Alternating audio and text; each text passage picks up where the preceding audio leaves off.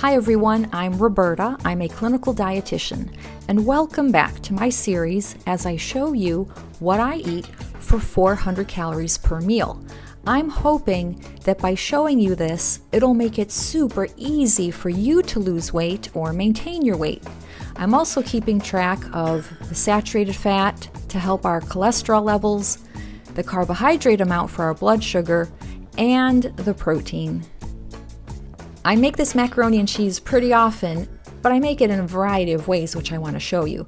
But first, let's head over to the grocery store to buy what we need. There are so many boxed macaroni and cheese products at the grocery store. Does it surprise anyone that I mostly eat boxed macaroni and cheese? Well, this is the best way to keep the saturated fat down because cheese has a lot of saturated fat. And saturated fat is the number one thing that makes our cholesterol levels go up. So today they had Annie's, so I got a couple boxes of Annie's and it happened to be on sale, which I always like. Also, there's the store brand, which I've bought before, and good old Kraft macaroni and cheese. Which ones do you guys like? Oh, let's grab some frozen veggies. I like to hide some kind of vegetable in the mac and cheese because it makes sure that I eat my vegetables. Sometimes I'll get the no salt added green beans, and I get the no salt added because you're going to get the sodium from the macaroni and cheese, and then since I use rotisserie chicken, you're going to get sodium from that also. Finally, we want to pick our protein. Today I'm using rotisserie chicken, but if you cook your own chicken, that'll help keep the sodium down. I've also used tuna fish or cottage cheese in the mac and cheese, as I'll show you later. So here we have our ingredients. I have the Annie's mac and cheese, the frozen broccoli or any vegetable, and the rotisserie chicken. Oh, one more thing that I'm going to use is a little bit of almond milk. Now, when you look at the macaroni and cheese box, it says that it has about 2.5 servings per container and the carbs are 50, but that's not what we're going to do. We're going to make 4 servings per box, okay? So change it to 4 servings per box, and that makes the carbs now about 30. The broccoli has 5 servings per container, but we're just going to use the whole bag because you can see the broccoli is very low in everything.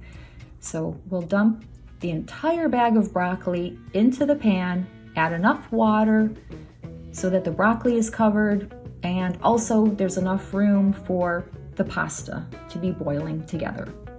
When I was at the store, I also bought this Annie's, and next time I make this, I'm going to add the no salt added beans. The calories are really low, the fiber is really low. I usually have a fiber supplement with the green beans, and then I'll add rotisserie chicken to that, but that's another meal option for the future. Once we see that the water starts boiling, we add the pasta to the boiling water and let that boil for 8 minutes. If any of you have made these boxed macaroni and cheese products before, you all know that after draining the water, it instructs us to add reduced fat milk and butter. Instead, I'm going to use just 1/3 cup of unsweetened almond milk, or you could use low-fat milk or even just simply water. I don't want to add butter because I don't want to add more saturated fat. And too much saturated fat makes the liver produce more cholesterol. So there we have the macaroni and cheese is drained. So in goes the 1/3 cup of unsweetened almond milk. Again, you could just use water if you wanted to. I love cheese. Does anyone else like cheese? Unfortunately, too much cheese makes my cholesterol go up.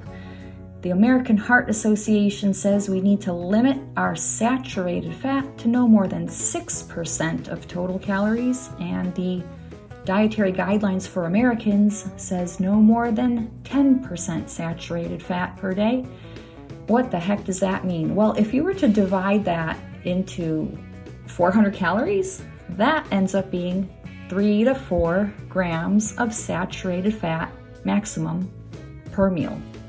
So that's what I do. I try to keep my saturated fat to no more than 3 to 4 grams of saturated fat per meal. because then I know after I've had my 4 meals for the day, I'm still within the appropriate guidelines. I decided that I wanted 3.5 ounces of protein. And according to the nutrition for the rotisserie chicken, 3.5 ounces would give me 28 grams of protein. So you can decide if you need more or less and figure the calories appropriately. Then I chopped up the chicken into more bite-sized pieces, and now the task of spooning in about 1/4 of the macaroni and cheese with the broccoli. How does that look? Does it look like I got about 1/4 of it?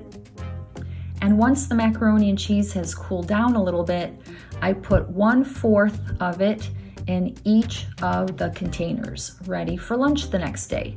Some of the containers I'll also add rotisserie chicken. Other containers I might add some cottage cheese, which I'll show you in a moment. So all that's left to do is stir it up a bit and add either some garlic powder or some onion powder. Notice these are not garlic and onion salt, not salt, but rather just the powder. Here is the nutritional breakdown for the mac and cheese with chicken. It's only 335 calories.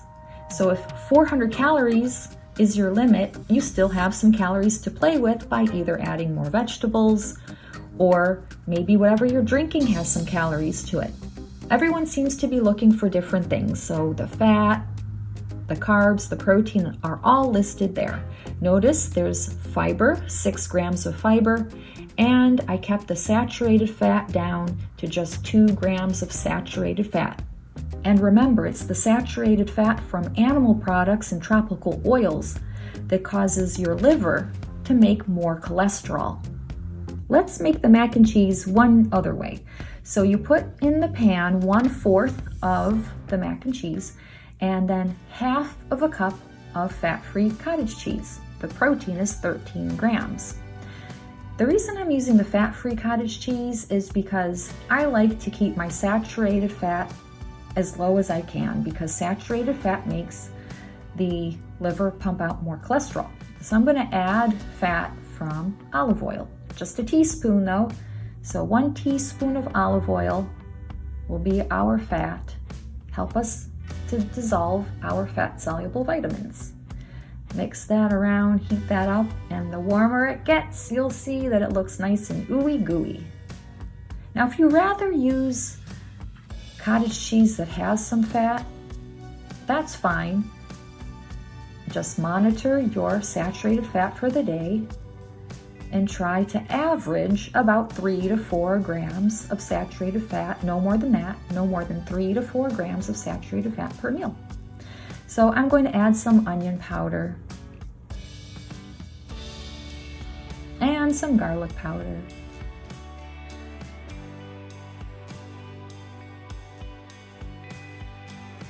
And there you have it. The calorie count for this mac and cheese with cottage cheese and olive oil is just 308 calories. So now you have room for either adding more vegetables, having a salad, or maybe something to drink that has some calories. Also, if you wanted to add more protein, you still have some calories to do that. Oh, before everyone goes, just want to show you the difference between Annie's and the store brand, which is like Kraft.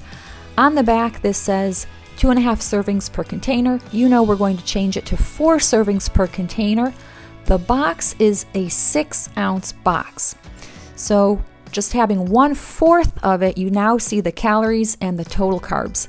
It's actually a little bit over the 30 carbs, but I just think of it as 30 grams of carbs. Now the store brand, the box is a little bigger. It's 7.25 ounces. That's the same as Kraft macaroni and cheese. And on these boxes, this and the Kraft mac and cheese, it says there's about 3 servings per box. We're going to change it to 4 servings per box, and you'll see the calories and the carbs for 1/4 of the box. Now it's really 39 grams of carbs, but I think of it like 40. So those of you who are following a 30 to 45 grams per meal plan, you know where this fits. Thanks so much for watching, and I hope everyone takes good care of themselves. Bye!